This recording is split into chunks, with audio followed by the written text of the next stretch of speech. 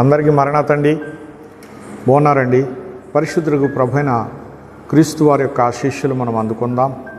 ఆయన మాటలు వింటూ, ఆయన మాటలను ధ్యానం చేసుకుంటూ, ఆయన ఆశీర్వాదాలను, ఆయన నిండైనటువంటి కృపను మనం స్వీకరిద్దాం.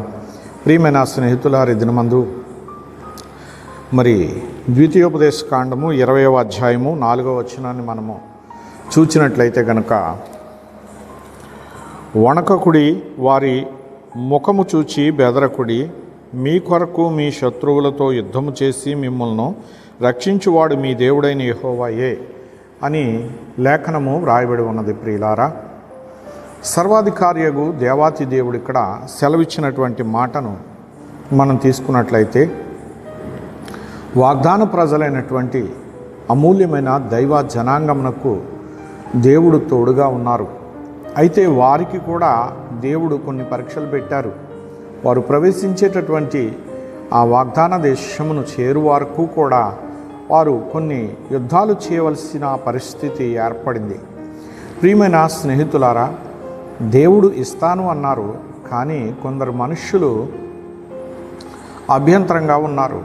గనుక ఇప్పుడు ఆ మనుషులను జయించే విషయంలో ఇక్కడ సర్వోన్నతుడైనటువంటి ప్రభువారు యెహోషువ గారితో మాట్లాడుతూ ఉన్నారు.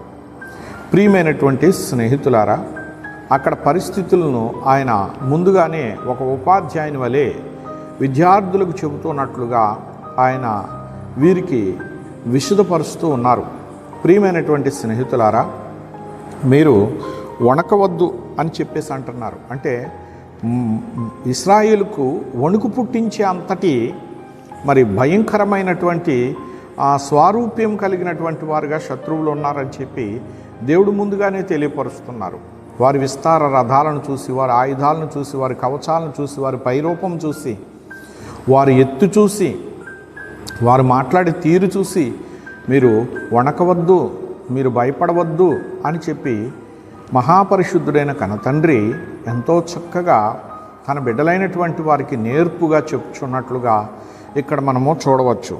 ప్రియులారా, మరి ప్రభు యొక్క మహాకృపను బట్టి మీ శత్రువులతో యుద్ధము చేసి మిమ్మల్ని రక్షించువాడు మీ దేవుడైన యెహోవాయే అని ఆయన సెలవిస్తూ ఉన్నారు. ప్రియులారా, ఇక్కడ మీరు వణకవద్దు, బెదరవద్దు, భయపడవద్దు అది చూడండి అన్నట్లుగా ఆయన వీరికి సెలవిచ్చారు. కానీ యుద్ధం చేసేది ఎవరట? దేవుడైన యెహోవాయే అని సెలవిస్తూ ఉన్నారు. ప్రియులారా, ఇశ్రాయేలులకి ఎప్పుడు కూడా విజయం ఇచ్చేవారు దేవుడే. దేవుడు ఏర్పాటు చేసుకున్న జనాంగం గనుక వారికి విజయాన్ని అనుగ్రహించడానికి దేవుడు ఎప్పుడు తోడుగా ఉన్నారు. ప్రియులారా, సర్వాధికారి అనే దేవుడు వారికి ముందుగా తెలియచేసి ఆయన వారి వెన్నంటి ఉండి యుద్ధంలో వారికి జయాన్ని ఇచ్చారు. యెహోషువను ముందుకు నడిపించారు. ఆ జనాంగమందరికీ ధైర్యాన్ని బోధించారు. ప్రియులారా, అలాగే లోకములో ఉన్నటువంటి మనము దేవుని యొక్క మహాకృపను బట్టి ఆయనందు విశ్వాసం ఉంచాము కనుక ఏ సమస్యకు కూడా మనము బెదరకుండా, అదరకుండా, భయపడకుండా ఆయనందు నిశ్చయత కలిగినటువంటి వారమై, గురి కలిగినటువంటి వారమై ఆయన వైపు మనం చూస్తూ ఉన్నప్పుడు ఆయనే మన పక్షముగా ఉండి అన్ని విషయాల్లోనూ జయాన్ని ఇస్తారు. కనుక మనం భయము చెందవలసిన పని లేదు. భయపెట్టే సమస్యలు మన కళ్ళు ముందుకు వస్తాయి.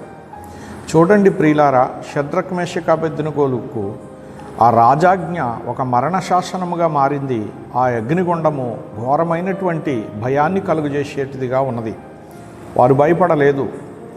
ఆయన మీద ఉన్న విశ్వాసాన్ని కనుపరిచారు కనుక విజయాన్ని పొందారు. ప్రియులారు, ఇక్కడ వీరు కూడా భయపడలేదు, దేవుని మాటల మీద నమ్మకం ఉంచారు, విజయాన్ని పొందారు. అలాగే ఈ కడవరి కాలంలో ఉన్నటువంటి మనలను భయపెట్టే సమస్యలకు మనము మన హృదయంలో చోటీయక దేవుని వైపు మనం చూస్తున్నట్లయితే ఆయనే మన పక్షముగా ఉండి మనకు సమాధానం ఇచ్చేవారు, జయమిచ్చేవారు, సహాయం అందించి గనులుగా తీర్చిదిద్దేవారై ఉన్నారు. అట్టి దేవదేవుని సహవాసము, కృప మనకు తోడైండును గాక. ఆమె. చిన్న ప్రార్థన చేసుకుందాం. ప్రాణ ప్రియుడువైన పరలోకపు తండ్రి, నీకు స్తోత్రములయ్యా. నీ మహిమ కలిగినటువంటి బాహువును చాచి యేసయ్యా ప్రతి ఒక్క బిడ్డను ప్రభువా ఆదరించండి. ఆశీర్వదించండి. ఏ సమస్యల చేత భయపడుతూ ఉన్నారో ఆ సమస్యలను మీరు తొలగించండి. నీ బిడ్డలకు ధైర్యాన్ని ప్రసాదించండి, నమ్మకాన్ని ప్రసాదించండి. విశ్వాసముతో నిన్ను వెంబడించటం నేర్పించి మహిమనందమని యేసుక్రీస్తు వారి పేరిట ప్రార్థిస్తున్నాను పరమ తండ్రి, ఆమేన్. పరమదేవుని ఆశీర్వాదం సదా తోడే నడిపించుగాక, ఆమేన్. అందరికీ మరణాతండి.